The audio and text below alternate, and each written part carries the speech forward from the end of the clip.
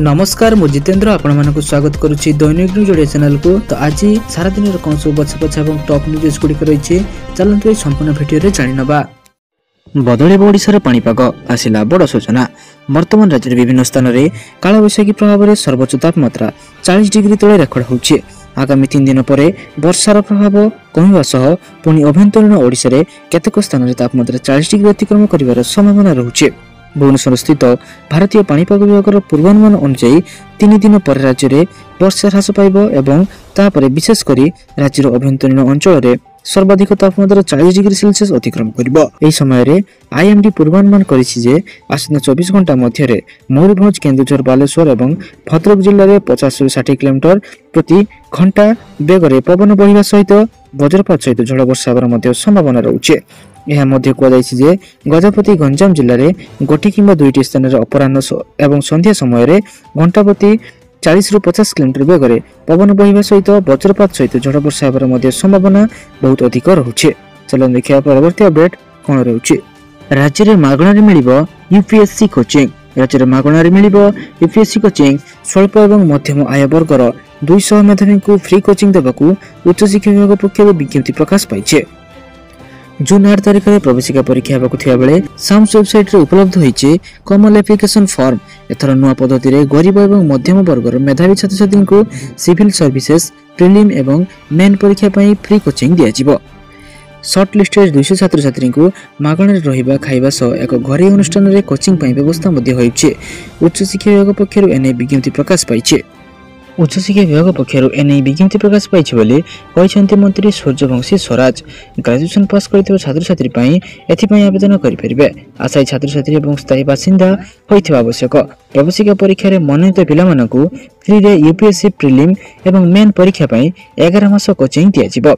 उच्च शिक्षा मंत्री कहिसंती नुआ करी आईएएस पाइथिबा ऑफिसर एवं बछा बछा प्रशिक्षक मानकु नै छात्र छात्री को ए प्रशिक्षण देबा पई चिंता करा जाइछे।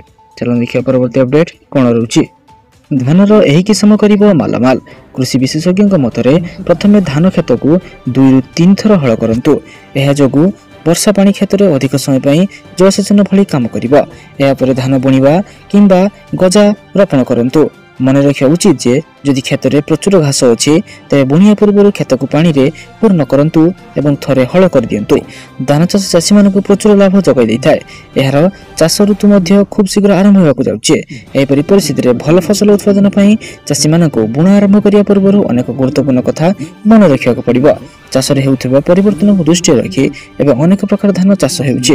एगुड़िक चाष करी चाषी माने भल आय मध्य करि पारंती। उन्नत धान किसम मध्य रे पूषा बासमती 1509, पूषा बासमती 1121 इत्यादि अंतर्भुक्त। यह सहित यह बहुत गुरुत्वपूर्ण भल अमल देबारे यह चाषी को सहायक मध्य होइथाय। बाजार रे 10,000 रु अधिक प्रकार चाउल उपलब्ध रहिछे। देश रे चाष करा जाथवा चाउलर मुख्य किसम गुड़िक हेउछि बासमती, पूषा, सोना मसूरी, जया, कालाजीरा, बोली, जोहा, ज्योति, नाभारा, पोनी, पालकड़ मत्ता, मापिल्लाई, सांबा, कुरुभिकर, कटामदन, केरल की शक्तिशाली, रेडी, कुबुनी इत्यादि। चलन देखिया परवर्ती अपडेट कोन रहिछि। सुभद्रा योजना रे हला बड़ घोषणा। कॉलेज छात्र छात्री मानक पई आसिला बड़ घोषणा। सुभद्रा योजना को नै उपमुख्यमंत्री प्रभाती परिडा बड़ सूचना प्रदान करिसेंती। से कहिसेंती सुभद्रा सर्वे रे शामिल होई परिबे कॉलेज छात्री। सुभद्रा सहायता पाइथिबा हिताधिकारी ठारू मतामत संग्रह सर्वेक्षण रे कॉलेज छात्री को शामिल कराजिबो।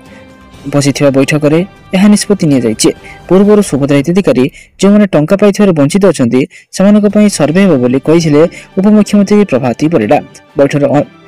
बैठकर अन्य एक गुरुत्वपूर्ण निष्पत्ति अनुसार जो हिताधिकारी माने प्रथमे सुभद्रा सहायता पई पंजीकरण करथिले मात्र परवर्ती समय रे सेमानकर परिवार आर्थिक स्वच्छल वर्ग रे आसुथिबा जानी सेमाने सुभद्रा पोर्टाल सहायता न नेबा पई ऑप्ट आउट करिसेंती बा स्वच्छाकृत भावे मना करिसेंती सेमानकु सम्बोधित कराजिबो। सेपरि वर्तमान सुधा जो माने सुभद्रा रे अंतर्भुक्त होई नाहंती बा कोनोसी कारणरु बात पडिसेंती सेमानक संपर्क रे कमिटी माध्यम रे तर्जमा करा जाई ए संपर्कित अभियोग रो समाधान करा जिबा पई बैठक निष्पत्ति निया जाइछे। अपरपक्षे सुभद्रा सहायता परिचालन सुव्यवस्था कार्यकारी होइथिबा सहायता केन्द्र व्यवस्था को आउ 3 मास पर्यंत वृद्धि करा जिबाकू बैठक निष्पत्ति निया जाइछे। एथि सहित सुभद्रा हेल्पलाइन मध्य जारी रहिबो। चलन देखिया परवर्ती अपडेट कोन रहिछि। आयुष्मान कार्ड नहीं आसिला बड़ खबर। राज्य आयुष्मान भारत योजना लागू पर एवं कार्ड बंटार पाले। गुरुवार राज्य स्वास्थ्य मंत्री मुकेश मोहल्ली घर घर बुली आयुष्मान भारत स्वास्थ्य कार्ड बांटी समस्त को ए स्वास्थ्य कार्ड बंटन कर बेले जो मानकर नाही से तुरंत आवेदन करंतु बोली मंत्री सूचना दैछन्ते। एने प्रधानमंत्री मोदी एवं मुख्यमंत्री मोहन चरण माझी को से धन्यवाद मध्य जणाइछन्ति।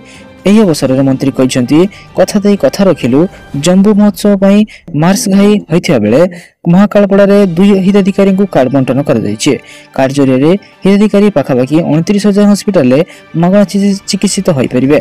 कार्ड पाई हिताधिकारी खुशी थिबा कहते स्वास्थ्य मंत्री। चलो देखिए परवर्ती अपडेट कौन रही। ओडिशा रे सर्वाधिक लक्षपति दीदी सृष्टि करिबारे ओडिशा कला रेकर्ड। लक्षपति दीदी सृष्टि करिबारे प्रथम स्थान अधिकार करिछि आम राज्य।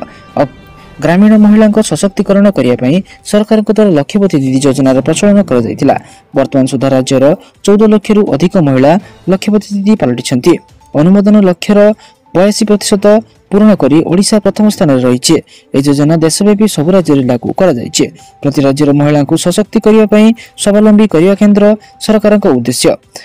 यह पूर्व राज्य सरकार सुभद्रा योजना लागू कर कोटी कोटी महिला उपकृत होती। योजना अंतर्गत 5 वर्ष महिला खाता 50,000 टंका जीवार योजना रखिंट राज्य सरकार। चलो देखिए परवर्ती अपडेट कौन रही। सब परिवहन हेब कॉल सेंटर। राज्य सरकार सुविधार सब परिवहन स्वतंत्र व्यवस्था करने सरकार कॉल सेंटर प्रतिष्ठा करने को लक्ष्य रखिंट। कॉल सेंटर माध्यम रोगी परिवार एवं डाक्तरखाना कर्तृपक्ष मध्य उत्तम समन्वय स्थापन कर मृतदेह को ठीक समय सुविधा निर्धारित स्थान को पहुंचा जाई परिबो। एथिपाई 108 एम्बुलेंस भली रहिबो स्वतंत्र टोल फ्री नंबर जहाँ परिचालित हेबो। स्वास्थ्य सचिव अध्यक्षतार अनुष्ठित एक बैठक में प्रारंभिक आलोचना होइछे। सरकारी डाक्तरखाना मृत्यु होइथिबा व्यक्ति शव को सेमानकर घर किंवा श्मशान जाई परिवहन पई एही कॉल सेंटर काम करिबो।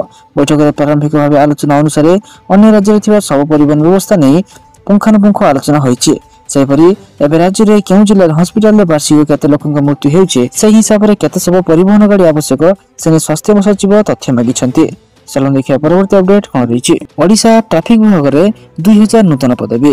राज्य ट्रैफिक एवं सड़क सुरक्षा व्यवस्था को सुव्यवस्थित एवं सुदृढ़ करने मुख्यमंत्री मोहन चरण माझी राज्य ट्रैफिक विभाग में 2000 नूतन पदवी सृष्टि को अनुमोदन देते। राज्य स्तरीय ट्रैफिक विभाग में 17टी नूतन पदवी सृष्टि कर जिला स्तरीय व्यवस्था 1930 पदवी सृष्टि कर राज्य स्तरीय व्यवस्था ओडिशा ट्रैफिक पोस्ट गुड़िक सृष्टि कर अधिक जानने आपण एयर ऑफिशियल वेबसाइट को विजिट करें। डीएसपी 5टी पदवी, इन्स्पेक्टर 41टी पदवी, सब इन्स्पेक्टर 83टी पदवी, एएसआई 83टी पदवी, हाविलदार 310टी पदवी एवं कनेस्टेबल 1408टी पदवी खाली रखा जाइए। तो आम चैनल को सब्सक्राइब रखु। यार आवेदन केबे एवं केबे आरंभ कर आपण मैंने सविशेष तथ्य जानीपर। चलो देखिए परवर्ती अपडेट कौन रही। सूर्य मंदिर कार्य को नहीं आसिला बड़ खबर। कोणार्क सूर्य मंदिर गर्भगृह बाली काढ़ा काम ठप हो जाए।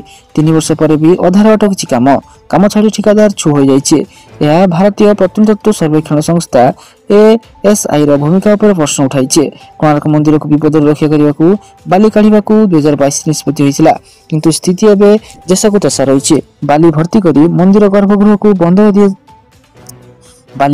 मंदिर गर्भगृह को बंद कर केवल बाहर कारुकार्य देखी फेर पड़ुचे।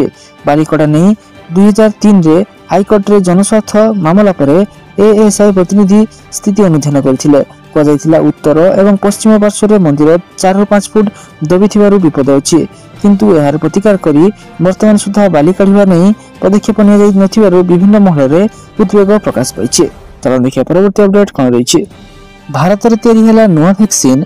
चलो देखना संपूर्ण अपडेट कौन रही। कोरोना महामारी वैक्सीन आविष्कार करिया परे भारत एवं डेंगू वैक्सीन तैयारी करिछि। डेंगू मुक्ति देव डेंगियल वैक्सीन टीकार 3य पर्याय क्लिनिकल टेस्ट चली।